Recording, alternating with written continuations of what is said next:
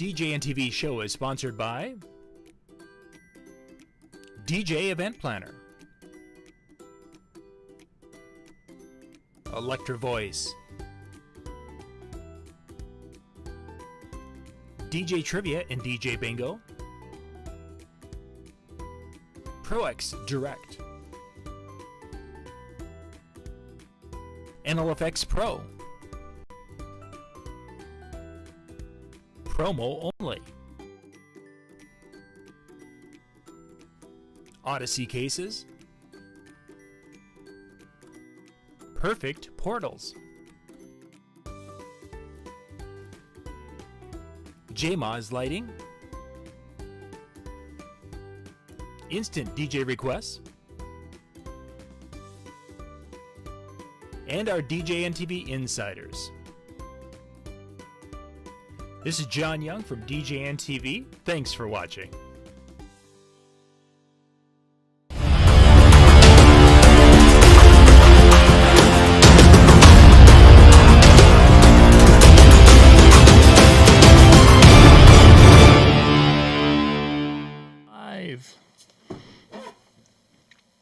Here we are, everybody. It is Monday night. It is 9 o'clock, and thank you very much for taking time out of your night to join us.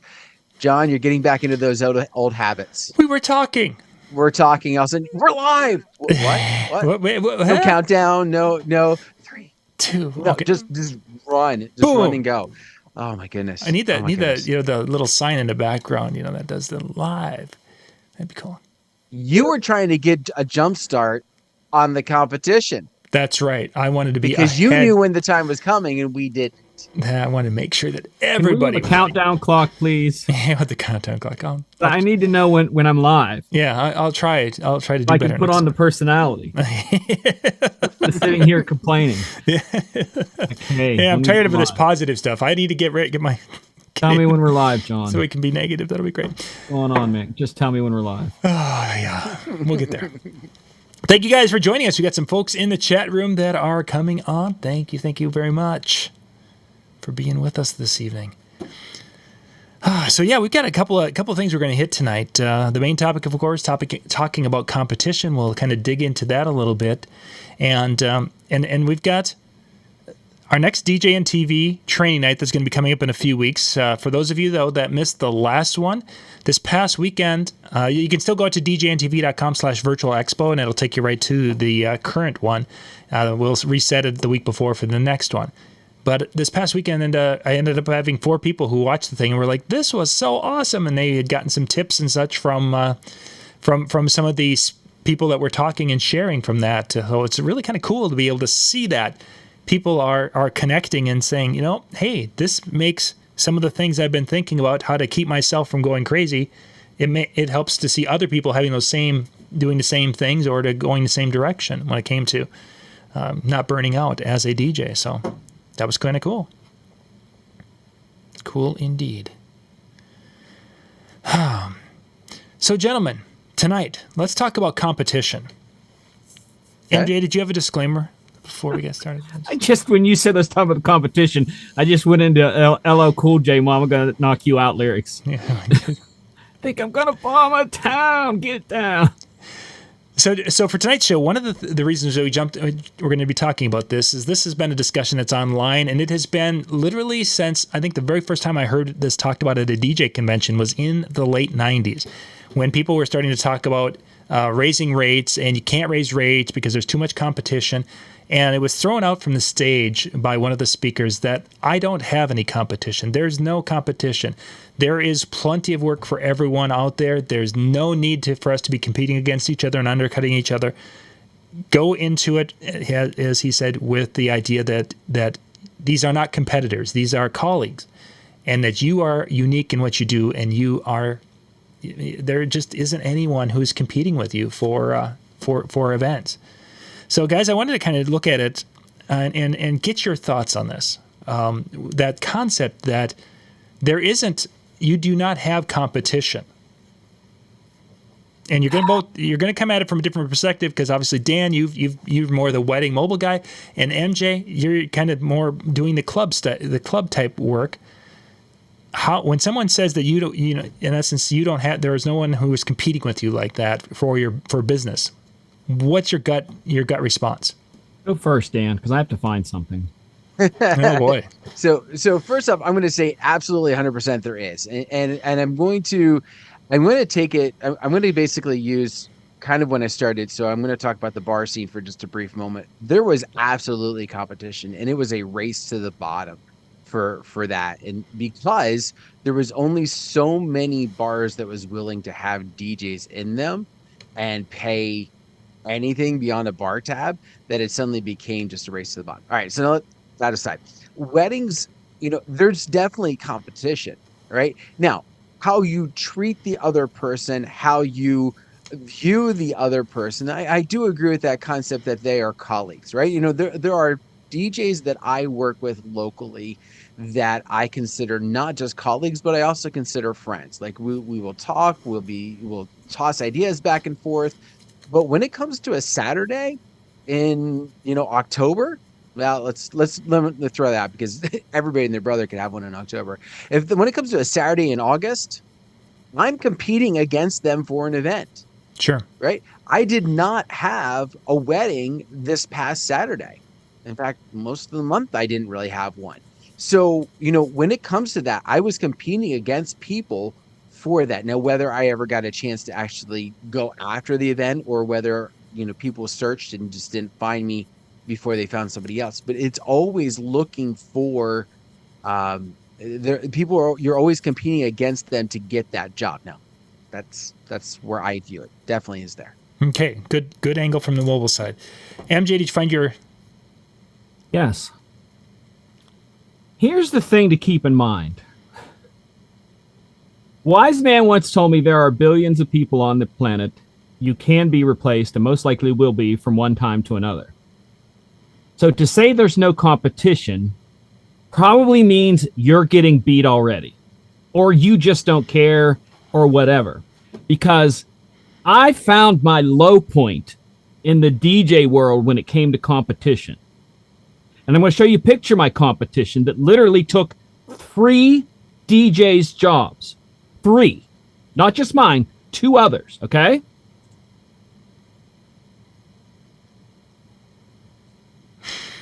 That replaced 3 DJs in a club that holds hundreds of people. And don't ever think that you can't be replaced. Don't ever think that you are that special, okay? Because no one is. Every kid with any sort of laptop and a $50 computer is buying for your gig because you never know who's going to be cheaper. And if it isn't that DJ with the $50 controller, it's the one with the $250 controller, or the $500 controller, or the $1,000 controller. But they're bidding for your job. Wedding guys, young guys are bidding for your job. They know how much you make. $50 for beer is a lot of beer money to a young person, but if they can take your wedding for $500, they're going to take your wedding. So you always have to play the one-up game. There's always competition. And later on, John, I want to get into that special type of competition we talked about at the end of the show last week, because I think that's also very important. Okay, I'll make a note. Was that too much at once? No, that's good. I think it's important. So we're going to go with this, and I noticed Brian's comment. Brian S. Red, thank you very much for tuning in, man. But he says, does Lizzo have competition? How about the Rolling Stones? Yes, they have competition. Now, I think it's very easy to say, is there another one of them? No. But do they have competition? Absolutely. Okay. When was the last time Rolling Stones had a #1 hit? Who wants to go look it up? Because after the last time they had a #1 hit, everybody after that was their competition. Simple as that. That's just, when it comes to selling music, as an example.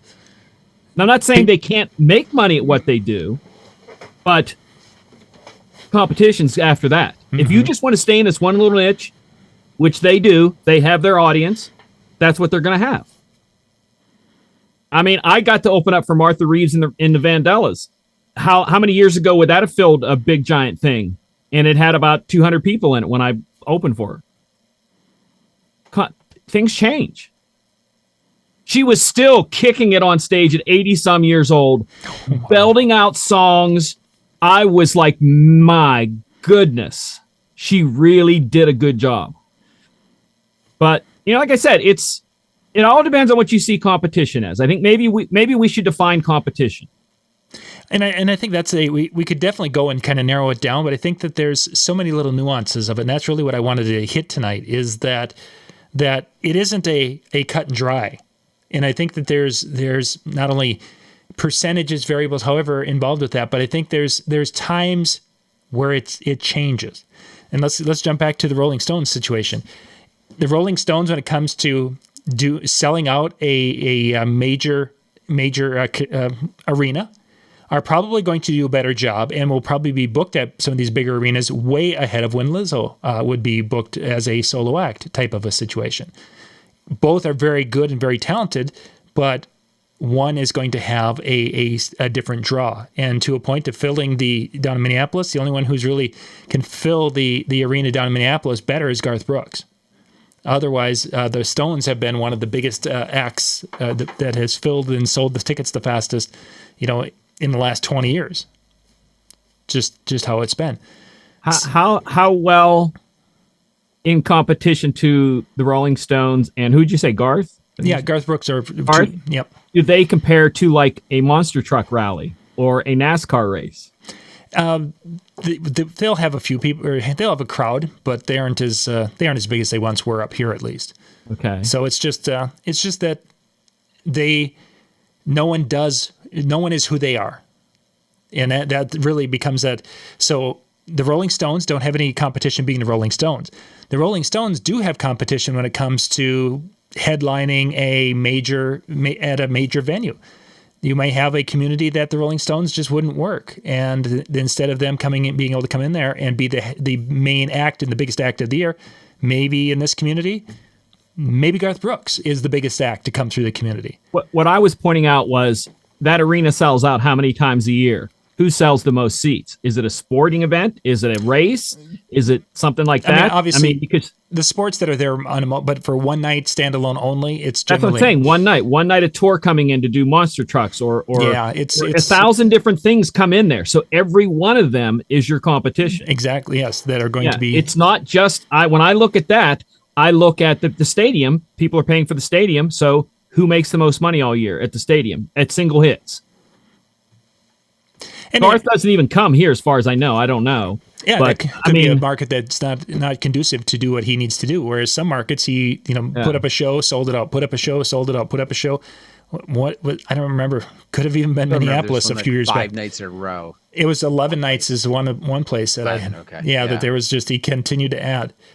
But I think looking at it is we can break that even down farther to the point of that Garth Brooks in concert is competing with movie theaters. He's competing with any place where people want to spend their entertainment. He's competing with Disney Plus to a point. And I think that if we look at it, when we're running our businesses, we're not just competing against this, that, or the other. There's a lot of different things. I mean, even we as entertainers at weddings, we're competing with the things people see and what they experience, because that changes the reality of what they're expecting and the time that they're expecting to have at an event. Because just doing something simple and playing background music type of thing, which might have been acceptable 30 years ago, is no longer going to work, because we are competing with other entertainment methodologies that people have been experiencing, and all of a sudden they're wanting more from their DJ entertainment type of a situation. Yeah, competition in the wedding world can be uplights. Lighting, yes. You could lose to someone who they have no talent, no skill, but they have money to put into lighting. And that's very true. There's a DJ company up in Fargo that they had horrible DJs. The music side of it was terrible, but the person who owned it had $100,000 into a light show. And that's what they did. They went and they put in did this big light show, and They were, he was good DJs who could mix and do their thing were competing against a $100,000 light show that was coming in at a price that they couldn't touch. Lighting was their competition. Dan, you were going to say something super important. I don't remember now. I do remember I still remember when I bought my photo booth. Like, I got it because I was losing out on DJ events to others that were in my market because they had a photo booth that they would sell. Not because they were selling at some huge discount, not because their DJ services and their photo booth were cheaper than mine, and not even to the point that they couldn't get a photo booth someplace else and my services and come in at the same price that they were paying this other DJ, but because they wanted to buy them both in the same spot.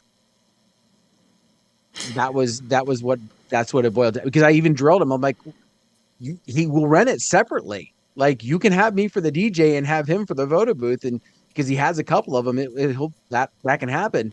No, we want somebody that can do both.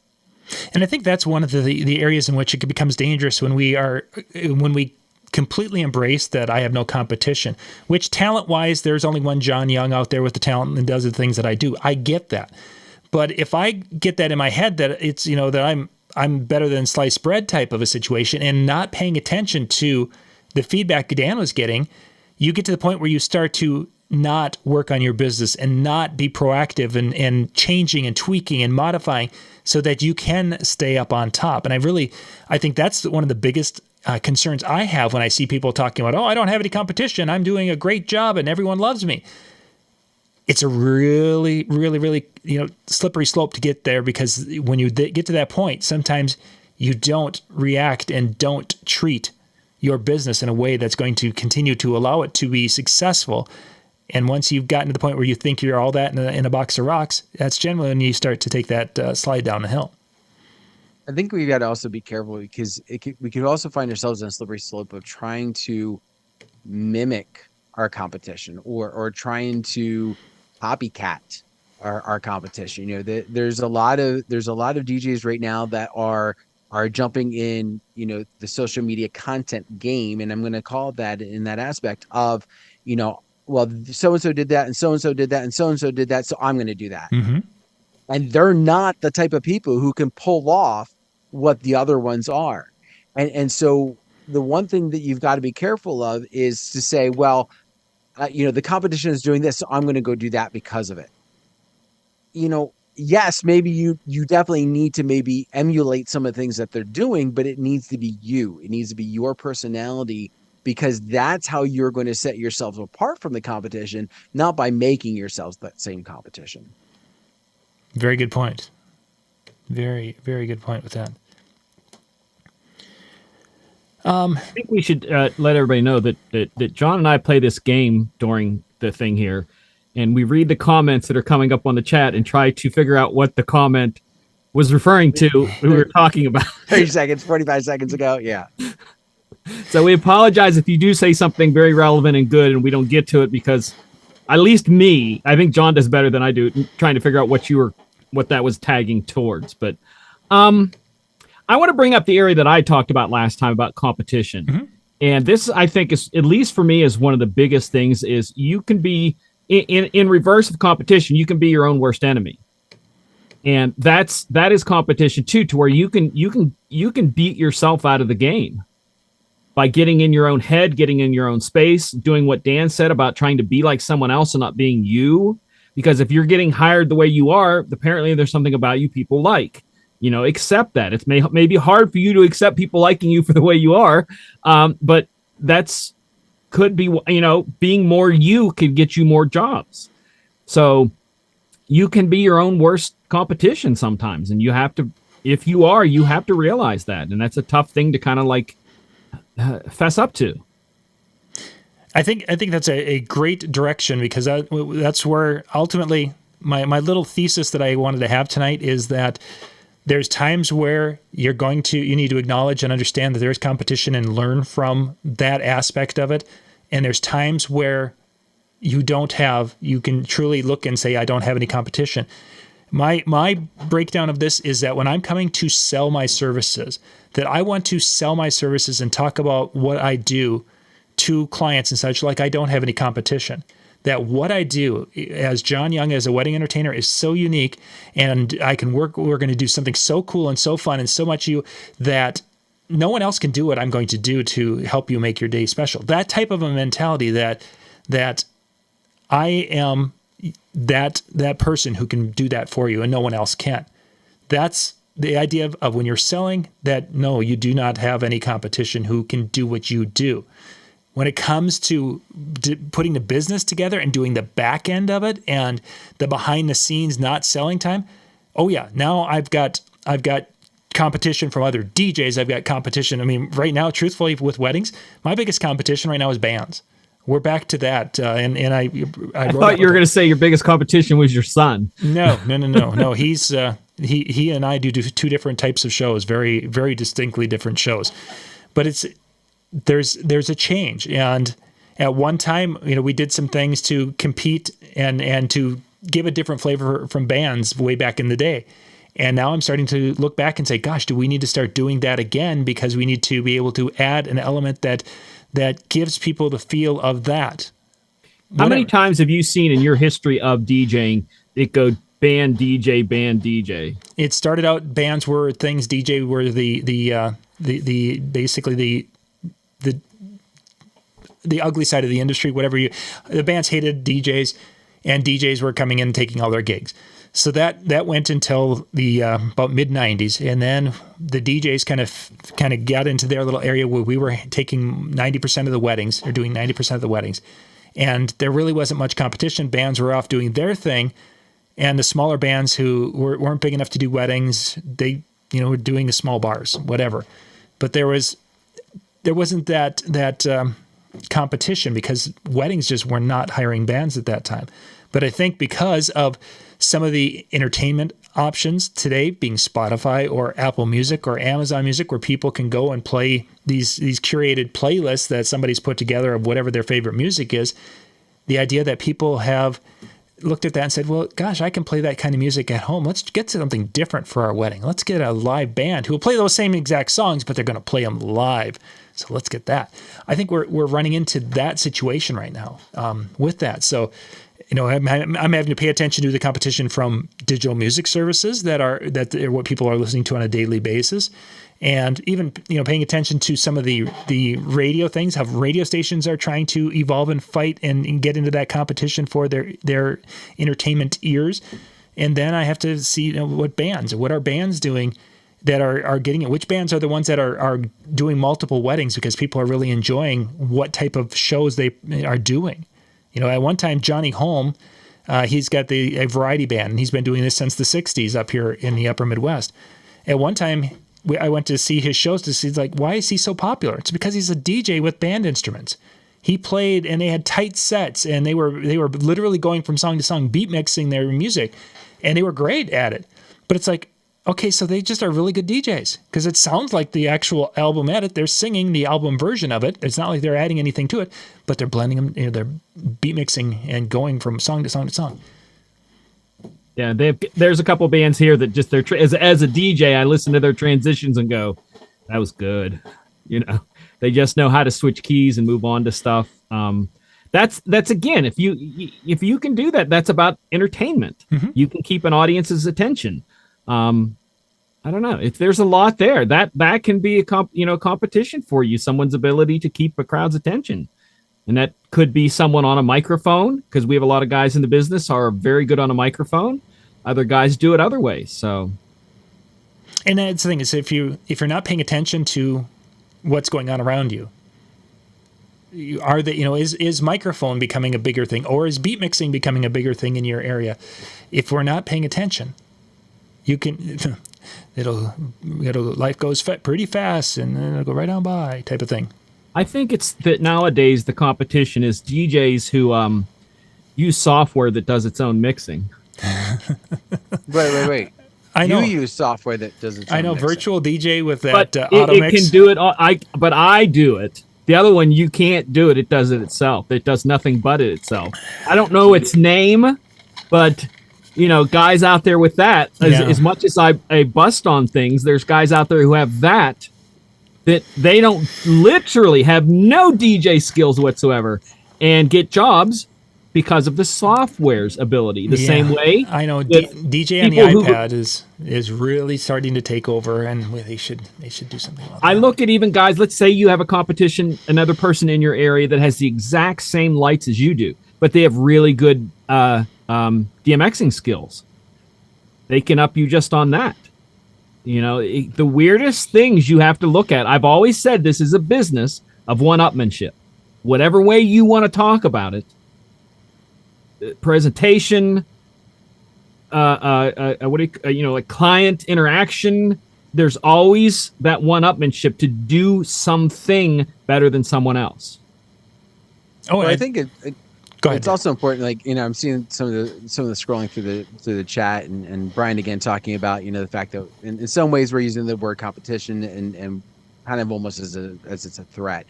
But in a way it is, because this is a game that that we're playing with the idea that we need to stay at what we're doing. We can't be complacent. We can't let it just go by the wayside. We have to treat it as if it's a threat. Now, whether that means it's a threat, meaning that they are going to take all of our jobs, or a threat that we can't be just even kill. We've got, as MJ said, we've got to step our game up. Now, I think it's we've got to be very careful, though, that you don't take the idea of one-upping as that controller that finally came out last week, that we got to go buy that, or the latest light that was there, that's how I'm going to one up myself, because you can quickly find yourselves in a different situation, because as MJ said, that person down the street has the exact same light as you, but guess what? They know how to use it.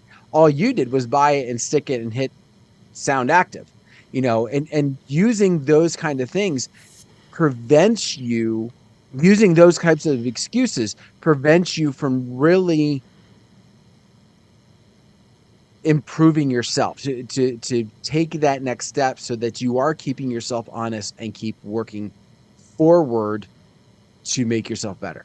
Here's something that I think people don't take into consideration as much as they should, competition-wise. Again, I'm a very competitive person, so when you mentioned this topic, I was like, I got to be careful not to talk too much tonight, because I'm really into it.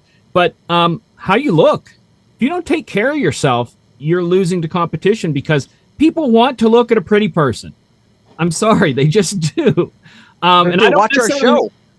It's why they tune in. Just, but no, seriously, that if you just don't care how you look, and I don't mean necessarily you wear dirty clothes, but if you have a guy down the street who's doing stuff to look in shape and is able to move around more comfortably and interact with people without, bumping things with body parts and knocking them off tables, that's part of it too. When I say one-upmanship in this competition, everything and everybody is vying to get my job.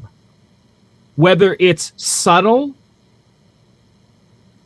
forced, taken by them, or me giving it up by not trying very hard. Mm-hmm. All of that is competition to me. By me not doing the right posts on social media, here's my biggest competition is I hate interacting with people online. So somebody else can interact with someone online and they go, I just like him better. He's got a better personality, and hire them for an event. So everything is part of this. Again, if you just do it for a couple $1 a week and a weekend, just do it. But if you really want to make a dent in the world with what you do and leave your mark, everybody and everything, including a 30-pin iPod, is your competition. It definitely can be. And I think, Dan said when he was talking a little bit about the threat that Brian mentioned I don't think there's a situation we're looking at where, as an established DJ, that everyone's going to take all of our shows. I think it becomes a concern of looking at the competition and paying attention to them is to be aware that you could lose the point of viability with your business because you're doing so few shows. And there is a concern to that. And many DJs don't know where that point is. Is the point of viability for your DJ business 10 shows? If you get under 10 shows for the year, have you gotten to the point now where where it doesn't pay to run the business or have a business? Is it 20 shows? Is it 5? Whatever it is. But that point of viability is you're going to have that somewhere. Whereas just because you have been around, you're going to book some people. There's going to be some people out there who know you, refer you, and love you from the past. So it's not like you're not going to be able to still do shows, or they're not going to take them all. It's not that. But the growth for future to be able to book cold calls once in a while, or to be in a place where people will see you and say, wow, that person is unique and fun. I want to get a card from them. That's really where paying attention to what others are doing, what's going on out there, looking at other entertainment ideas to see what they're doing. Because, again, when they're entertaining people and we're entertaining people, so to a point, they're not a threat or anything to that effect, but they are competing to entertain people. So what can I learn from what they do that might be something I can bring into my style and make what I do better?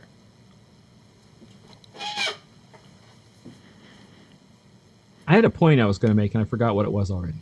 You probably are waiting for me to come up with my list of the negative things that happen when you have fooled yourself into thinking you don't have competition.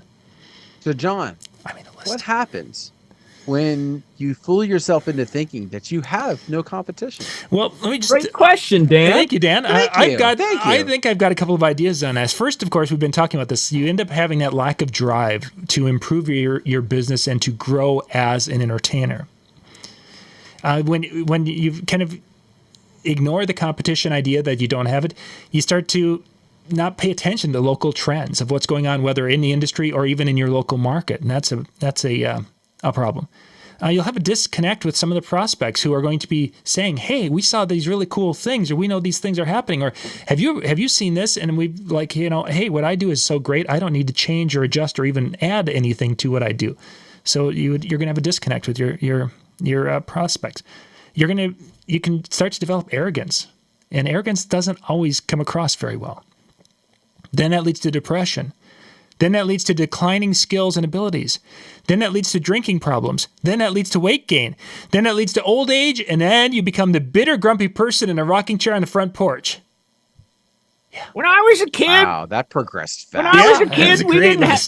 It was a great list. When I was a kid, we didn't have any money to give each other presents. We'd sneak into someone's house, steal something from them, wrap it up, and give it back. It was great. And we liked it that way. That's what my kids do for Christmas. That's kind of a weird thing, but that's what they do. How do you think I get all my gift ideas now? Exactly. I wanna throw something into that. Dan, do you have something? Because you might have something more relevant than I do. I just have a feeling you do. No?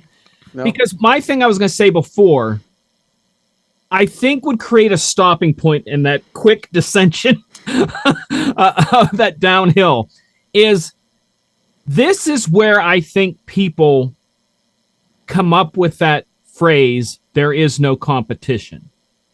Because we all have to define what we consider success. And if you are doing what you think is successful, you could say, and maintaining it, you could say there's no competition. I'm achieving what I want to achieve. I have a friend, his goal is to only DJ enough a month to pay for his truck payment. So he works a day job, just wants to make sure he makes his truck payment every month.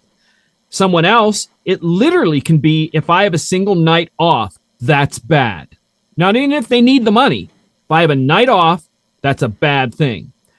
Success could be, this is one of my determinations of success, that I get to pick and choose the jobs I take. That I just don't take them because I need them. I pick the ones I want. So if I'm doing that, then I'm going to say, I'm very successful right now. Where someone else would be like, but you have three nights off this month. You know? So where in that quick dissension of things does a person label their success in a way that can hurt them? Because does that make sense? No? Yeah, no, it does. No. I was going to say, one of the things I also think that creates that problem with just even that dissension is that it comes from, exactly as MJ is saying, not having an understanding of what you deem as being success, or even just being profitable, doing what you want. but not having a plan for your business, not having that idea of what you want out of your business, and then not tracking your business to determine that. Now, an easy way to track is I want to be busy on every, from the mobile side, I want to be doing weddings every Saturday from April through October. And anything outside of that is a failure. Then you're going to have potential problems along the way, but it's also going to be easy to track. But if you're looking at something within the standpoint of, well, in order for me to consider this to be successful, I need to have a profit margin of this, and I need to make sure that I have this many calls coming in, and you need to make sure that this many contacts are being sent out, and potentially this many contracts. Like, you have your business defined. Then, if there is a slip, you start to analyze what is going wrong. You use the data to then figure out that next piece that keeps you above that bar, that keeps you pushing forward, that keeps you relevant, that keeps you to where the only competition is yourself. Not because there isn't competition, but because you are the driving force to make yourself better. Well said, Daniel. Thank you. I'm going to take a drink. Mega sick. Good. So defining success, that's an interesting direction to go with this, because it can vary so much. And I think that's a part that I think sometimes we get caught up in, is that I see the success Dan is having, where he's, doing all these dances with people standing on top of speakers and doing all this. And that looks like a great party. And I might define success as those awesome parties that Dan's throwing. And then I look at my own parties and say, wow, my people don't dance on the speakers. My parties just suck. And I'm defining success by someone else's abilities or standards compared to making it my own personal success in a situation. And I think that's tough, because when we go and, we're doing videos and such and talking about things, and are going to conventions and learning from things, we almost become very homogeneous in our definition of success, that, we've got to have a profitable business. Well, technically, for some people, that's not important. In our business, my side of it, it's how many Instagrammable moments do you have per weekend? It doesn't matter if you make $1,000 for an hour's worth of work. Do you have pictures of a crowd going crazy in front of you that you can share? Because you've found out that leads to people liking you, not success.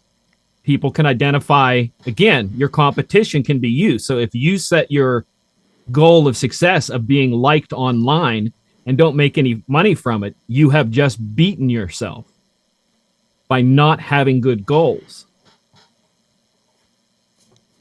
Be your own worst competition by picking the wrong idea of success. Yeah, very true. Yeah, and getting into the whole goal setting and being able to measure, which we were kind of alluding to in this part of this talk tonight, is a big part of moving forward beyond the point of identifying that there is competition and now let's move forward and develop something that's successful. You've got to have those goals and understand who you are and goals that will pertain to you as a person. I've seen many guys go into clubs and say, I will DJ here tomorrow night for free, open for you, if I can bring my video and photography guy. Just so that they have photographs to then send out, because nobody knows but the owner that they're doing it for free. Mm-hmm. I've taken cheap jobs for that before, because I know they're a good photograph moment that I can use for years. And I think that's also a point to kind of recognize, whether it's that aspect or whether it's another one where, John says, I'm, he's looking at my posts and seeing how I got somebody up on a speaker and had them going. What he doesn't know is that the angle of my camera was so close that the only people you saw was the three that decided to get up on my speaker, while the whole other place was empty. Camera angles. And so exactly the camera angle or the close view or something like that. And I think sometimes we can beat ourselves up trying to be like insert celebrity DJ here, when all we know is what we see and what they share. Good point. And so I think what it becomes important is, yes, if you see consistency throughout, there's probably some things to be learning from them. Okay. But if all you're seeing is something very similar, something almost staged, to something, something to where you're not seeing the whole picture, take that with a grain of salt and stop trying to keep up with the Joneses, but rather try and make yourself better to be better for you and your clients. So, how do we develop ourselves in our own unique style? This is kind of how I wanted to kind of wrap things up after, we want to get to that point where we can sell that there's no one who competes with me, because I'm a unique talent and there's no one that can do what I do. And my name is Tom Hanks and you should hire me and give me lots of money. But how do we develop and improve and grow, or whatever it takes to become that unique performer? I think it's very tricky because, and one of the reasons why I struggle with this, because you say you need to be who you are, but you also shouldn't always just be who you are, right? Because if we stay in that stagnant place, if we are who we are, then we're not growing. So it's very tricky to try and improve yourself in such a way, but not lose who you are. That's one of the things those of you who know me on a personal level, I struggle just with the idea of like fashion and being forefront. I am a t-shirt, jeans, shorts type of person 99% of the time, right? But when I'm doing an event and I need to dress up, I struggle with trying to be cutting edge and being fashionable. So I've looked for ways to make myself better and yet still be who I am. But even at that, I struggle because I see the other ones and I see people on TV and I see, this is the look that everybody's using that you should look if you're wanting to be cutting edge. And it's like, I can't do that. I feel like I'm not me. So you have to look for ways that are within your window where you're looking to improve, not just saying it's just me and I can't do anything different. That's a whole other concept right there, Dan, about saying I can't do that and defeating yourself. Maybe you can, not saying that you can pull off a fashion look, but just saying, well, I can't do that. But if you tried, maybe, it might be something else. That can be a thing right there. You don't believe in yourself enough to give something a try. Because we all see there's a quote that I've been hanging on for about 2 months now, that we often see our present through the lens of our past. And that's not reality sometimes. And that's a tough thing to accept.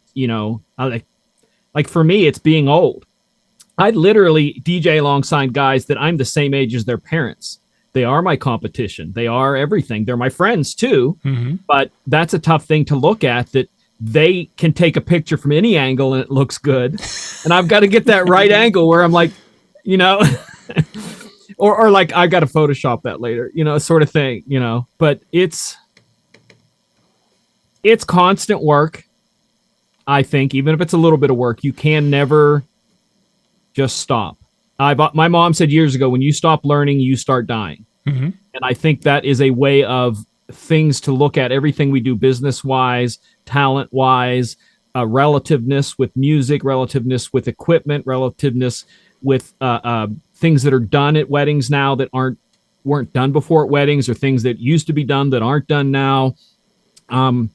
That you have to be flexible and changeable, or you're going to see a diminishing return constantly.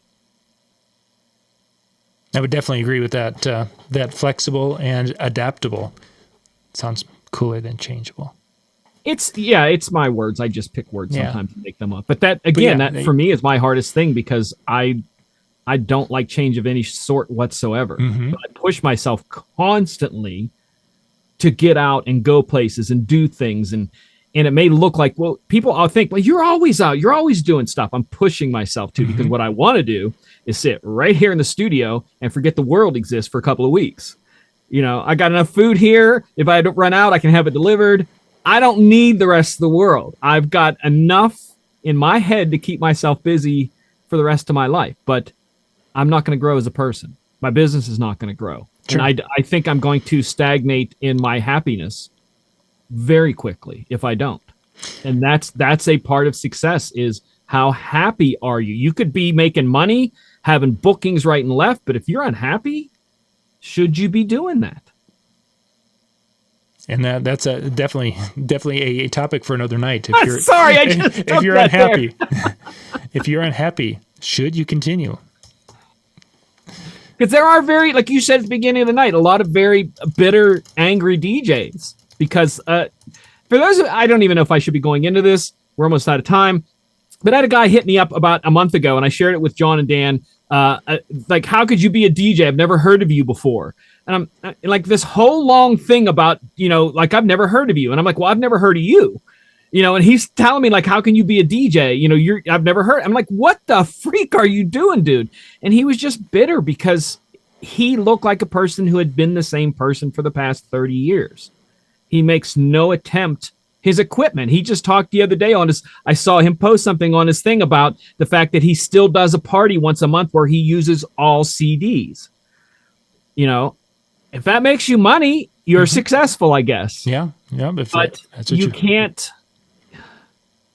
you can't let someone beat you up because they're doing something different than you.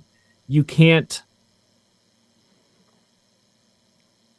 I don't even know how to word it. Really, in a situation like that, especially if it's somebody, if it would be in your market that would be doing something like that, that's one way for them to deal with competition to a point. That's the bitter. That's where I was going with the bitterness. The bitterness that if you weren't able to be flexible with that kind of reaction can be your future from now on.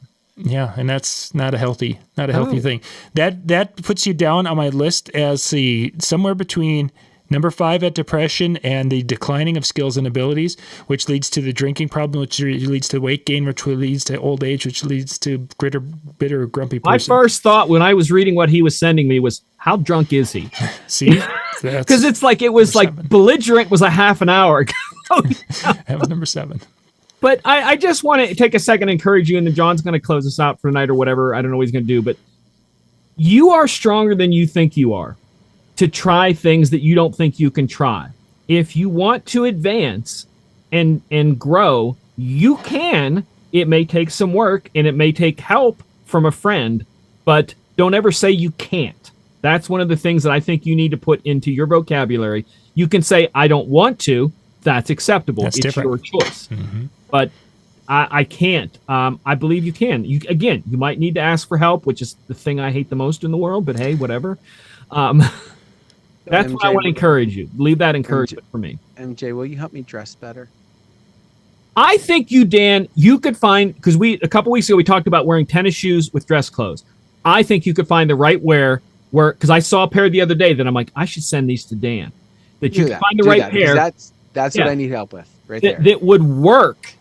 See, here's a thing that could change a lot. And again, say I'm not fashionable. I don't even care what you say. But the cut of the pants you have down near the shoe can change to where if you have a pair of tennis shoes and you have a certain cut that's bigger, it's going to make them look sloppy. But if you tailor it down to taper with your leg, that tennis shoe is going to look like a nice little fashionable accent at the bottom. So little things like that can change a lot, where you might need help by a tailor to bring them in a little bit, and that could be the change of everything. None of you believe me, I can tell. And then you would be able to beat your competition. Well, it's a way to make yourself comfortable and happy. It doesn't, if you're not happy in those changes and you're beating your competition, what's the use of the changes if you're not happy and still beating the competition? That is true. The idea is to get both. You may look, but if you can't be comfortable and enjoy yourself at what you do, then you might as well be going and selling French fries. I'm just, kind of. Ding, fries are done. Ding, fries are. Hey, would you like an apple pie with that, sir? Apple pie. Okay. Well, we're going to wrap things up. I got Dan to shake his head. You got it.